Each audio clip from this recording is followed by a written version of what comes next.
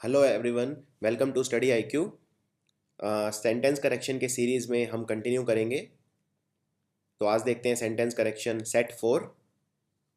Now look at this sentence. Once again मैं आपको एक बार रिमाइंड करा दूं कि सबसे पहले आपको ये सेंटेंस खुद ट्राई करना है। आप इस वीडियो को यहीं पर पॉज कर सकते हैं। पॉज के लिए आप या तो पॉज वाले बटन पर क्लिक कर दीजिए या कंप्यूटर का स्पेस बार दबा दीजिए। और उसके बाद सबसे पहले ये जो जैसे स्क्रीन पे आपके 5 सेंटेंस लिखे हैं, पहले आपको खुद ट्राई करने हैं। उसके बाद आपको एक्सप्लेनेशन देखनी है, वो ज़्यादा इफेक्टिव रहेगा। तो देखते हैं पहला sentence. On the busy ring road we witnessed a collision between a truck and an auto. तो बिजी रिंग रोड पे आज हमने क्या देखा कि ट्रक और ऑटो आपस में टकरा गए। देखिए, टकराने के लिए जो शब्द है वो कोल्यूशन नहीं होता, वो होता है कोलिजन। तो यहां पर करेक्शन होगा कोलिजन। कोल्यूशन क्या होता है? कोल्यूशन होता है साझेदारी या आपस में मिल जाना। फॉर एग्जाम्पल, जैसे हमारे देश के जो क्रिमिनल्स हैं और पॉलिटिशियंस हैं वो आपस में कोल्यूड कर जाते हैं, यानी वो मिल जाते हैं, उसको बोलते हैं कोल्यूशन, यानी आपस में मिल जाना। इसके लिए एक बहुत अच्छा एक्सप्रेशन भी है, ये आपको आना चाहिए। इसको बोलते हैं hand in glove. Hand in glove का मतलब भी वही है, जब दो लोग मिले हुए होते हैं। तो आप बोल सकते हो our politicians are hands in glove with the criminals. अगला सेंटेंस देखते हैं, इसमें प्रेपोजिशन एरर है। I am angry at my brother because he did not help me when I needed him the most. Now मैं अपने भाई से गुस्सा हूं। अब जब आप बोलते हैं कि मैं किसी पर गुस्सा हूं या किसी से गुस्सा हूं, तो हमेशा आप वर्ड यूज करेंगे with. You are always angry with a person, not at a person. इसमें कई बार कंफ्यूजन इसलिए हो सकता है क्योंकि बोलते वक्त कई बार ऐसा प्रतीत होता है, जैसे फॉर एग्जांपल अगर मैं बोल रहा हूँ किसी को कि मैं तुम पर गुस्सा हूँ, तो पर की जो इंग्लिश है वो कई बार हम ऑन ले लेते हैं, कई बार एट ले लेते हैं, इसलिए गलती होने के चांस रहते हैं। लेकिन आपको याद रखना है, you are always angry with a person. अगले वाला थोड़ा सा टफ है। He is only doctor in our village. आप बोलना चाह रहे हैं कि मेरे गांव में वो अकेला डॉक्टर है। देखिए, अगर आप बोलते हैं ही इज ओनली डॉक्टर, तो इसका मतलब कुछ और हो जाता है। इसका मतलब ये हो जाता है कि वो सिर्फ एक डॉक्टर है और इसके अलावा वो कुछ नहीं है।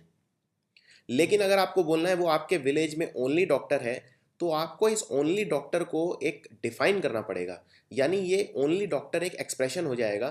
सो आपको यहां पर लगाना पड़ेगा द। तो आंसर होगा he is the only doctor in our village. जब आप बोल रहे हैं he is the only doctor in our village, इसका मतलब ये है कि विलेज में वो एक अकेला डॉक्टर है। अगर आप द हटा देते हैं, इसका मतलब है कि वो एक सिर्फ डॉक्टर है। तो ये थोड़ा सा टफ है, इसमें आर्टिकल यूसेज है। अगला देखते हैं। He claims to be a scientist but in reality he does not know ABC of science. ये भी थोड़ा सा टफ है। देखिए, इसमें मैं बोल रहा हूँ कि वो साइंटिस्ट अपने आप को समझता है, लेकिन सच्चाई तो ये है कि उसे ABC भी नहीं आता। अब जब मैं बोलता हूं कि किसी को ABC भी नहीं आता, क्या इसका मतलब यह है कि उसे A, B या C, मतलब अंग्रेजी के जो अल्फ़ाबेट्स हैं उनकी नॉलेज नहीं है? नहीं, ये मतलब नहीं है। अगर मैं बोलता हूं तुम्हें ABC भी नहीं आता, इसका मतलब तुम्हें कुछ भी नहीं आता। तो यानी कि ABC को आपको एक पर्सनैलिटी देनी पड़ेगी, एक एक्सप्रेशन देना पड़ेगा। इसलिए यहाँ ABC, अगर मैं लिखता हूँ ही डज नॉट नो ABC, इसका मतलब उसे A, B और C नहीं आती। लेकिन मैं बोलना चाहता हूँ कि उसे ABC नहीं आती, यानी उसे कुछ भी नहीं आता। उस केस में इसको पर्सनैलिटी देना ज़रूरी है, और पर्सनैलिटी देने के लिए इसके आगे हम लगाएंगे द, यानी एक एक्सप्रेशन हो जाएगा। So in reality he does not know the ABC of science. अगला देखते हैं। नो, इस तरह के क्वेश्चन बहुत ही कॉमन आते हैं, स्पेशली इन SSC। ये एक कंजंक्शन एरर है। चूंकि वो एक चतुर व्यक्ति है इसीलिए, या स्टूडेंट है उसके, इसीलिए अच्छे नंबर आते हैं। देखिए, ये एक ऐसा सेंटेंस है जिसमें ज़रूरत से ज़्यादा कंजंक्शन दिए हुए हैं। जैसे इसमें बिकॉज लगा दिया जब हमने, तो सो की ज़रूरत नहीं है। या फिर बिकॉज हटा दो या सो हटा दो, दोनों में से कोई एक रख लो। तो सेंटेंस के दो तरह से इसको लिखा जा सकता है। पहला, या तो ऐसे, यानी he is clever so he gets good marks, यानी हमने बिकॉज हटा दिया, या फिर सो को हटा दो, यानी because he is clever he gets good marks. लेकिन ये दोनों अगर आ जाते हैं तो वो सुपरफ्लुअस हो जाता है सेंटेंस। आगे देखते हैं कुछ और sentences. Daniel was one of the greatest जजेस दैट हैज एवर लिव्ड। देखिए, again this is a very tough sentence. ये बहुत मुश्किल है क्योंकि इसमें रिलेटिव प्रोनाउन यूज हो रहा है। यहां पर दैट रिलेटिव प्रोनाउन है। आप बोलना चाह रहे हैं डैनियल उन जज न्यायमूर्तियों में, उन जजेस में से एक था जो आज तक जिंदा रहे हैं, जो जो आज तक जिन्होंने अपना जीवन व्यतीत किया है। अब जब ये आप बोल रहे हैं कि ये दैट, ये दैट शब्द नहीं आएगा क्योंकि यहां पर जजेस क्या है, प्लूरल, और दैट हमेशा आता है सिंगुलर के लिए। और मैं बोल रहा हूं डैनियल उन जजेस में से एक है जो आज तक जिंदा रहे हैं, यानी यहां पर मुझे प्लूरल चाहिए, तो आप दैट हैज को चेंज कर दोगे दोज हैव। इस सेंटेंस को दोबारा पढ़िए 2-3 बार, आपको क्लियर हो जाएगा। क्योंकि यहां पर जो लोग जिंदा रहे हैं आज तक वो सारे प्लूरल है, तो दैट सिंगुलर है, तो आपको दैट हैज की बजाय करना है दोज हैव। अगला देखते हैं, you are always doing this mistake, तुम हमेशा ये मिस्टेक करते हो। देखिए इस तरह के सेंटेंस में एक बहुत ही कॉमन एरर ये है कि कुछ खास ऐसे शब्द होते हैं इंग्लिश में जिनके साथ कोई खास वर्ब लगता है। फॉर एग्जाम्पल, आप कभी भी मिस्टेक को डू नहीं करते हैं, आप हमेशा मिस्टेक को मेक करते हैं। So you are always doing नहीं, you are always making this mistake. इसी तरह कई बार आपने सुना होगा लोग बोलते हैं आज मैंने खाना नहीं खाया, यानी I did not eat the breakfast. तो आप ब्रेकफास्ट को ईट नहीं करते हैं, आप खाने को ईट करते हैं, ब्रेकफास्ट को ईट नहीं करते हैं। सो आपको बोलना है I did not have my breakfast, ना कि I did not eat my breakfast. तो इस तरह की कुछ यूसेज एरर्स इंग्लिश में होते हैं। अगला देखते हैं, इसमें सब्जेक्ट वर्ब एग्रीमेंट एरर है। I am going to buy a computer when the prices comes down, मैं कंप्यूटर तब खरीदूंगा जब प्राइसेस सस्ते हो जाएंगे। कम डाउन यहाँ पर फ्रेजल वर्ब है, जिसका मतलब है कोई चीज़ का प्राइस गिरना, इस सेंस में कम डाउन का मतलब है प्राइस गिरना।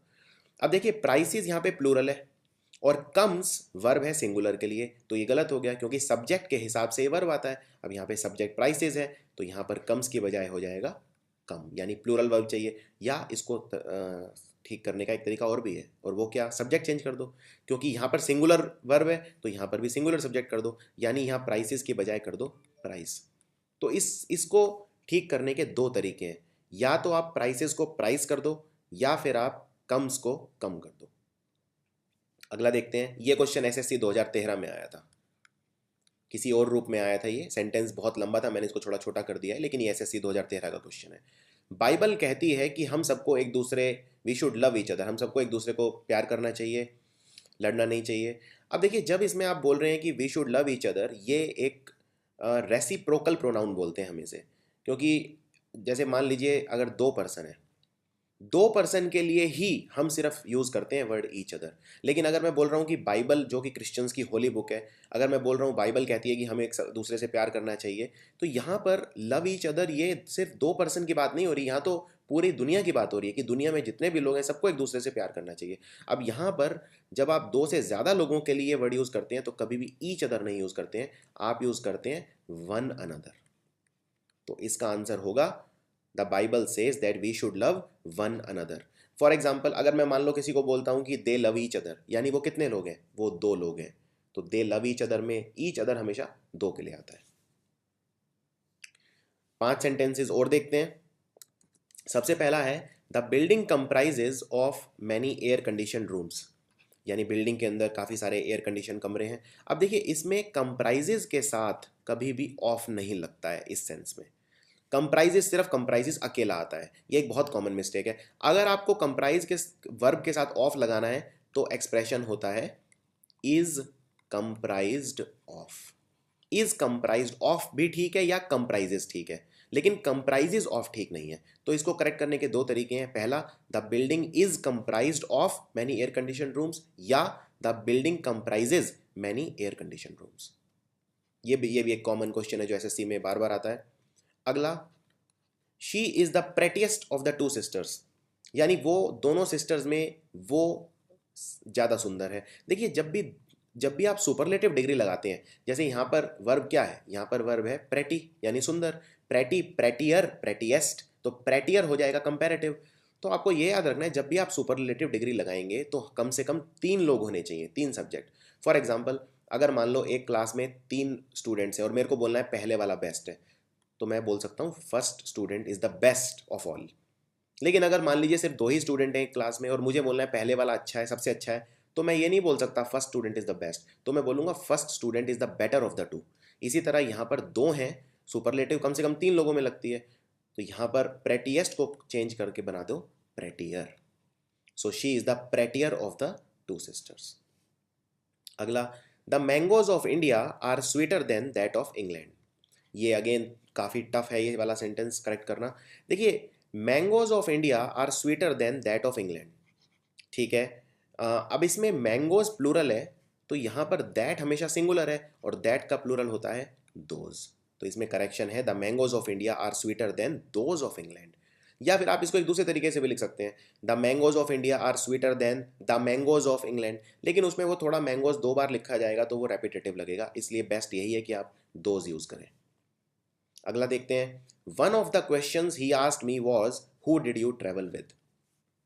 अब देखिए, मैंने उससे सवाल पूछा कि तुम किसके साथ गए थे। जब मैं बोल रहा हूं तुम किसके साथ गए थे, इसमें सब्जेक्ट यू है और वर्ब ट्रैवल है, तो यू सब्जेक्ट ये है, वर्ब ये है, यानी हु क्या है, हु सिर्फ वो पर्सन है जिसके साथ गए थे, यानी हु सब्जेक्ट नहीं है, हु ऑब्जेक्ट है यहाँ पर।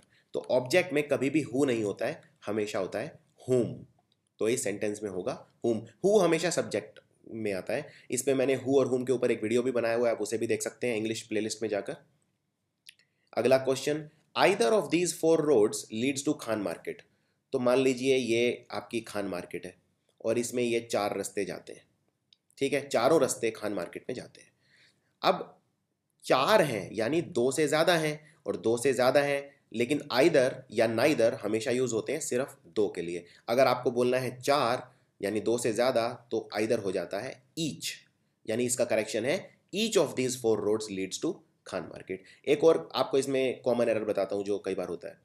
कई बार लोग लिखते हैं, जैसे मान लीजिए अगर कोई पूछता है ये रास्ता कहाँ जाता है, वो हम हिंदी में बोलते हैं। अगर हम उसको इंग्लिश में बोलेंगे तो हम ये नहीं बोलेंगे कि this road goes to Khan market, नहीं, रास्ता जा नहीं रहा है, रास्ता एक्चुअल में ट्रैवल थोड़ी कर रहा है, रास्ता सिर्फ वहाँ पर लीड कर रहा है या वहाँ मिल रहा है जाके, लेकिन रास्ता एक्चुअल में ट्रैवल नहीं कर रहा है। इसलिए ये कहना गलत है कि this road goes to Khan market, no, this road leads to Khan market. तो ये भी आपको याद रखना है। So that's it, I hope ये वीडियो आपको यूजफुल लगा।